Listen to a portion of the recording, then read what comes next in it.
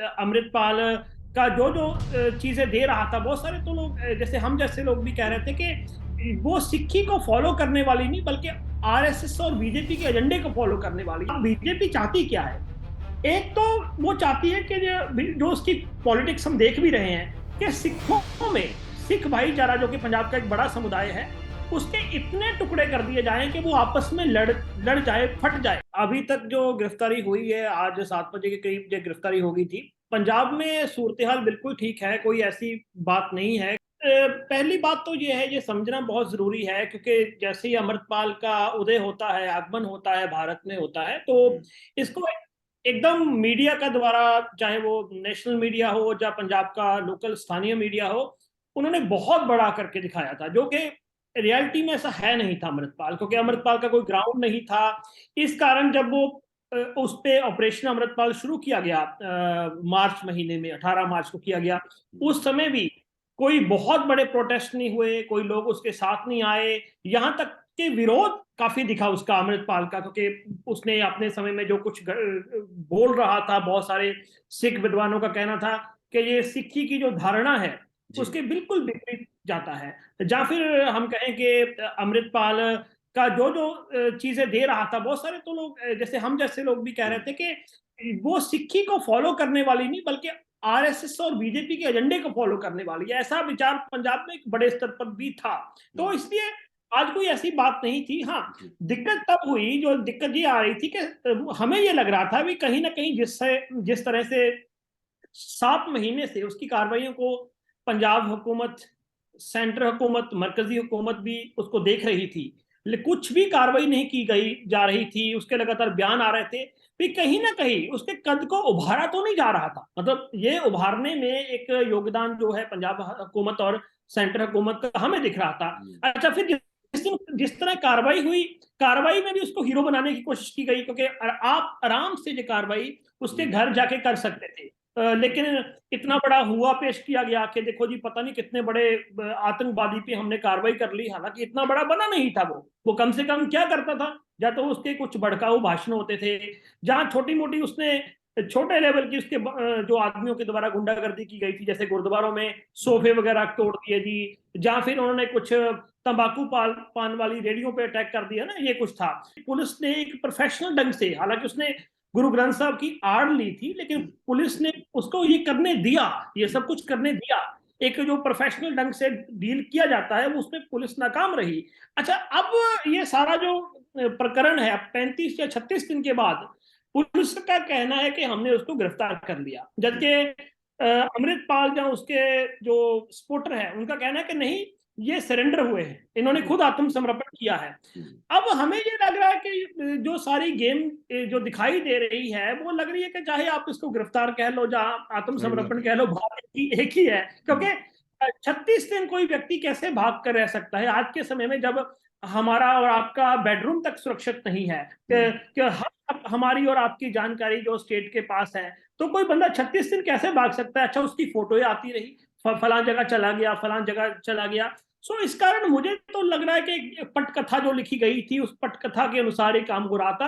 अब देखिए, उसका आत्मसमर्पण की बात करने वाले वो जरनैल सिंह भिंडरावाला का पैतृक गांव है, जहां उन्होंने आत्मसमर्पण किया, और उनकी जो ताजपोशी होती है, जहाँ जो उसकी जो पगड़ी की रस्म होती है, वो उसी गांव में होती है। तो जसबीर सिंह रोडे, जो कि जरनैल सिंह भिंडरावाला के रिश्तेदार है, वो कहते हैं कि हमें पुलिस ने इतला की थी रात को कि अमृतपाल यहाँ आके गिरफ्तारी देगा, तो मैं रात ही वहां चला गया। तो फिर मेरी मुलाकात भी होती है, सुबह 7 बजे ये कार्रवाई होती है। इसका मतलब ये हुआ कि कहीं ना कहीं एक टच में तो थे वे पुलिस के भी, कब उसने गिरफ्तारी देनी है। अच्छा, अब सवाल ये कि पुलिस को किसने कहा कि अमृतपाल अब यहाँ गिरफ्तारी देगा? अभी तो आप कह रहे थे वो पंजाब से बाहर है, तो फिर वो आराम से मोगा डिस्ट्रिक्ट में एंटर कैसे कर गए? तो पुलिस ने तब ना उन्हें रोका।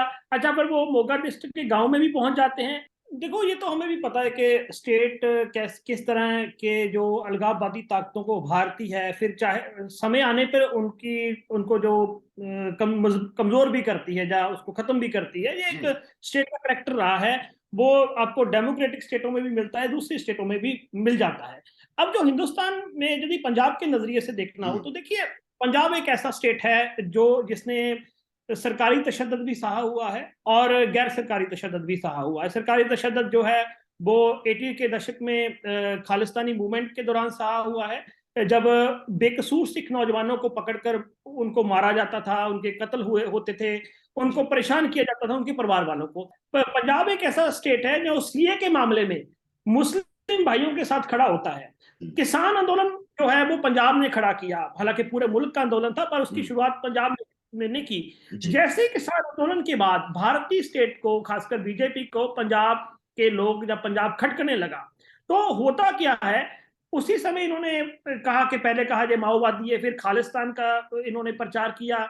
उसी बीच में दीप सिद्धू पैदा होता है कि ये डिजाइन किया जाए कि ये तो पंजाब में तो कोई अलगाववादी मूवमेंट चल रही है। हालांकि पंजाब में अलगाववादी मूवमेंट का या खालिस्तानी मूवमेंट का कोई नामो निशान नहीं। हाँ, पंजाब में फेडरलिज्म का इशू है, वो काफी गंभीर इशू है। लोग जो हमारे कॉन्स्टिट्यूशन भी फेडरलिज्म की बात करता है, लेकिन पंजाब में अच्छा फिर जिस तरह के लोग आते हैं, जैसे दीप सिद्धू किसान आंदोलन के समय आया, उसने सबसे पहला अटैक किया मास मूवमेंट पे, उन किसान और संगठनों पे जो कि प्रोग्रेसिव है, जो लोकतंत्री है, जो जमहूरियत की बात करते हैं। अच्छा, अमृतपाल की बात देखिए, अमृतपाल जो बातें उठाता था, उसने बातें की। सबसे पहले तो उसका आना ही बड़े सवाल खड़ा करता है।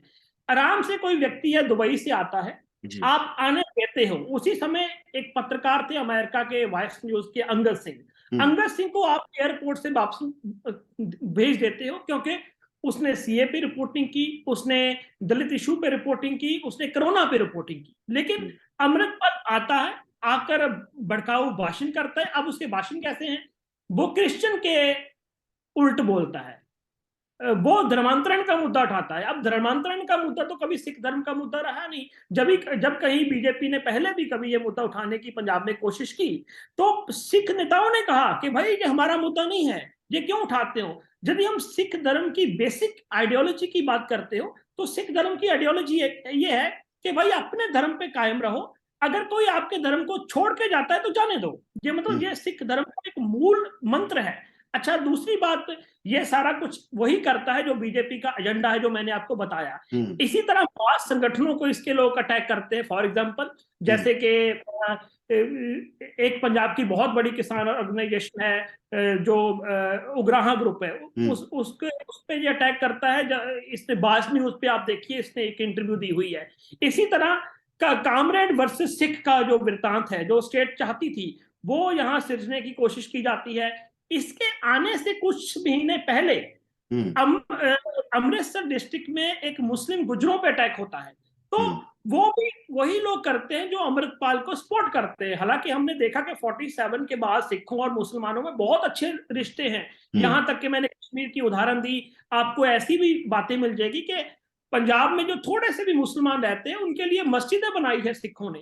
तो ये डिजाइन किसका है? इसको इन दलीलों से हम समझ सकते हैं। 2 स्टेट थे पंजाब में जो मोदी को पसंद नहीं करते थे, एक तो तमिलनाडु, वहां 3% थे, और पंजाब में 5%। इसका मतलब हम ये मान के चले कि 5% जो पसंद करने वाले हिंदू है, इसका मतलब ये हुआ कि 35% हिंदू तो फिर भी पसंद नहीं करते मोदी को पंजाब के। दूसरी बात यह है कि अब बीजेपी चाहती क्या है? एक तो वो चाहती है कि जो उसकी पॉलिटिक्स हम देख भी रहे हैं कि सिखों में, सिख भाईचारा जो कि पंजाब का एक बड़ा समुदाय है, उसके इतने टुकड़े कर दिए जाएं कि वो आपस में लड़ जाए, फट जाए। क्योंकि सिख भाईचारा देखने में प्रोग्रेसिव भी है, वो ऐसे स्टैंड भी लेता है, जैसे कश्मीर के मामले में लिया या सीए के मामले में लिया, वो हमें दिख भी रहा है। एक तो वृतांत यह है कि देखो जी, सिखों में एक ऐसा ग्रुप पैदा किया जाए जिसका दिमाग से, जिसका पढ़ने लिखने से कोई लेना देना नहीं है। जैसे कि कभी जी मुसलमानों पे अटैक कर दो, कभी क्रिश्चियनों के बारे में कुछ बोल दो, ऐसा एक ग्रुप खड़ा किया जाए। वो हमें दिख भी रहा कि दीप सिद्धू या फिर इनके अमृतपाल के रूप में इन्होंने जो किया, या फिर ऐसा किया जाए कि ये प्रवचन किया जाए कि सिख हमारे में से ही है, ये हिंदू तब का ही हिस्सा है। जैसे नरेंद्र मोदी गुरु तेग बहादुर जी के दिन कहते हैं कि गुरुओं की जो शहादत है वो तो माँ भारती के लिए है। अब सवाल यह है कि उस समय तो भाई माँ भारती का कॉन्सेप्ट नहीं आया था, उस समय तो हिंदुस्तान के जो आज राष्ट्रीयता का कॉन्सेप्ट भी नहीं आया था, जिसके बारे में आप बात कर रहे हो। अच्छा, फिर समय समय पे इन्होंने ये इस तरह की कोशिशें की। एक तो ये कोशिश है कि सिख समुदाय को ही कई हिस्सों में बांट दिया जाए और हिंदू समुदाय को डराया जाए कि देखो कोई अमरपाल जैसी ताकत आ गई है, आपको हम ही बचा सकते हो। पर ये एक्सपेरिमेंट कामयाब नहीं हुआ। इनको लगा कि पंजाब उसी तरह से ही होगा जैसे अपने नॉर्थ इंडिया के दूसरे स्टेट है। पंजाब की फितरत थोड़ी सी अलग है, वो मैंने आपको बताई भी है। आगे चल के क्या शकुनी चालें चली जाती है, क्या वो शकुनी चालों में पंजाबी आ जाते हैं या नहीं आते, वो हमें आगे चल के देखना होगा।